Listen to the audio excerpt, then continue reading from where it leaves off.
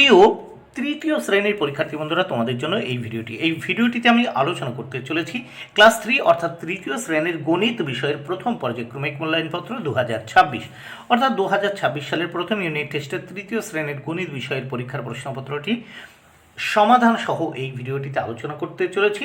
পূর্ণমান 20, সময় 40 মিনিট। পরীক্ষার্থীর নামের জায়গায় পরীক্ষার্থী বন্ধুরা তোমরা তোমাদের নাম লিখবে, ক্রমিক সংখ্যার জায়গায় তোমরা তোমাদের রোল নাম্বার, বিদ্যালয়ের নামের জায়গায় তোমরা তোমাদের বিদ্যালয়ের নাম লিখবে। প্রাথমিক শিক্ষা পর্ষদের নির্দেশ অনুযায়ী নবপ্রবর্তিত পদ্ধতি অনুসরণ করে প্রশ্নপত্রটি তোমাদের জন্য তৈরি হয়েছে। প্রথমে আমরা দেখে নেব এক দাগে বলেছে কথায় লেখো। দেখো, কথায় লেখো, দুটি প্রশ্নের উত্তর করতে হবে, 2 মার্ক প্রত্যেকটির জন্য 1 মার্ক করে বরাদ্দ।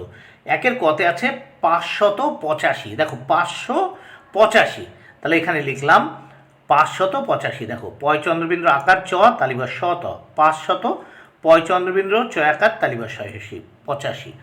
এবার খ দাগে 851। দেখো 8 তালিবার শত 851, এ কয়াকার দন্ত 9 51, 851।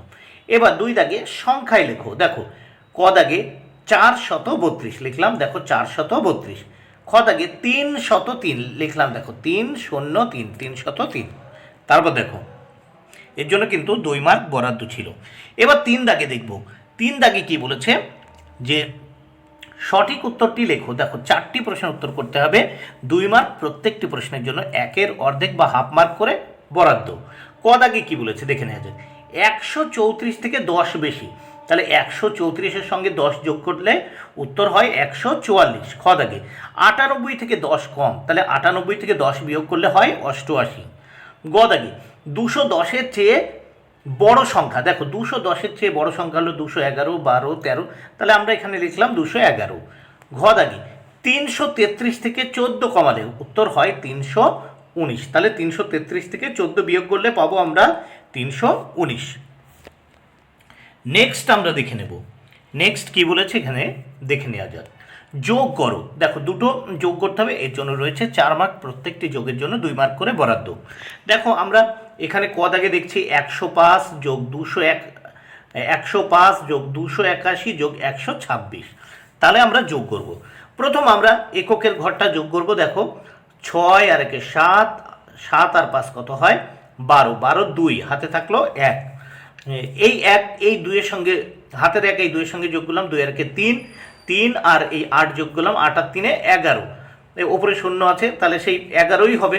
11-র 1 হাতে থাকলো 1, এই 1 এখানের সঙ্গে যোগ করব 2, 2 আর এই 2 4 আর এই 1 5, তাহলে 512। কত হলো 512। এইবার আমরা খ দাগে দেখে নেব কি আছে। দেখো 326 যোগ 105 যোগ 10। এবার আমরা যোগ করব। প্রথমে এককের ঘর যোগ করব। দেখো 6 আর 5 11, আর এই শূন্য যোগ করলেও সেই 11ই হয়। 11-র 1 হাতে থাকলো 1। এবার দশকের ঘরের নিচের 1-এর সঙ্গে যোগ করলাম, 1 আর 1 2, আর উপরের এই 2 4, তাহলে বসালাম 4। এবার শতকের ঘর যোগ করব। দেখো এখানে 3 আর 1 কত 4, তাহলে হলো 441। এবার আমরা এই প্রশ্নপত্রের নেক্সট পেজ দেখে নেব। নেক্সট পেজে কি বলেছে দেখে নেওয়া যাক। 5 দাগে বলেছে বিয়োগ করো। দেখো দুটো বিয়োগ করতে হবে, 4 মার্ক প্রত্যেকটি বিয়োগের জন্য 2 মার্ক করে বরাদ্দ। প্রথম আমরা ক দাগে দেখব 452 বিয়োগ 121, তাহলে প্রথম এককের ঘর থেকে বিয়োগ করব। দেখো 2-এর থেকে 1 চলে গেলে কত থাকে 1। এবার দশকের ঘরে দেখছি আমরা 5-এর থেকে 2 বিয়োগ করলাম, পেলাম 3। শতকের ঘরে 4-এর থেকে 1 বিয়োগ করলাম, পেলাম 3, 331। এবার খ দাগে দেখো, খ দাগে 999 বিয়োগ 100, আমরা প্রথম এককের ঘরে বিয়োগ করব। 9 থেকে 0 চলে গেলে 9 থাকে, দশকের ঘরে 9 থেকে 0 চলে গেলে 9 থাকে। এইবার শতকের ঘরে এই 9 থেকে 1 বিয়োগ করলাম, থাকলো 8, 899। এবার নেক্সট আমরা দেখব 6 দাগে বলেছে গুণ করো।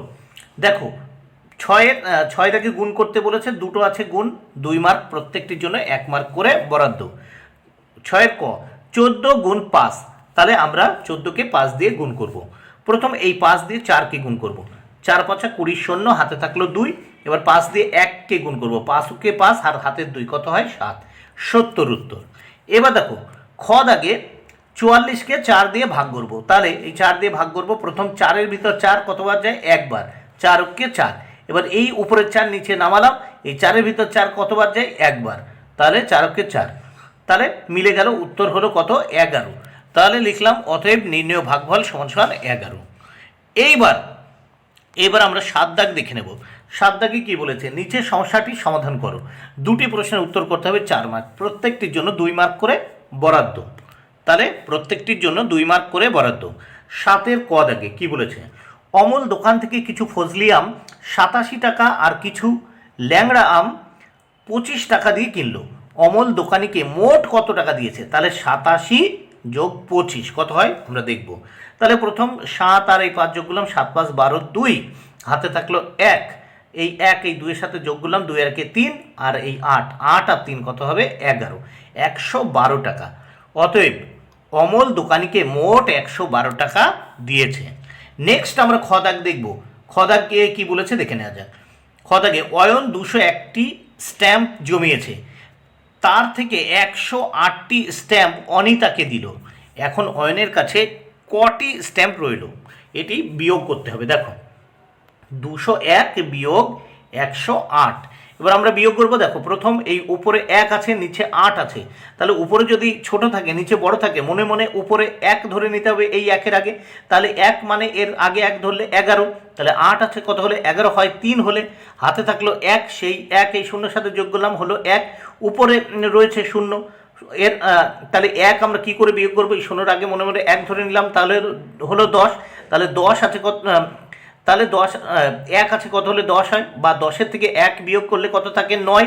হাতে থাকলো 1, সেই 1 এই 1-এর সঙ্গে যোগ করলাম, 1 আর 1 2, 2-এর থেকে 2 চলে গেলে 0, 22 বসে না, তাহলে 93 উত্তর হয়েছে। অতএব এখন অয়নের কাছে 93টি স্ট্যাম্প আছে। বন্ধুরা ভিডিওটি ভালো লাগলে অবশ্যই লাইক, কমেন্ট, শেয়ার করো। থ্যাংক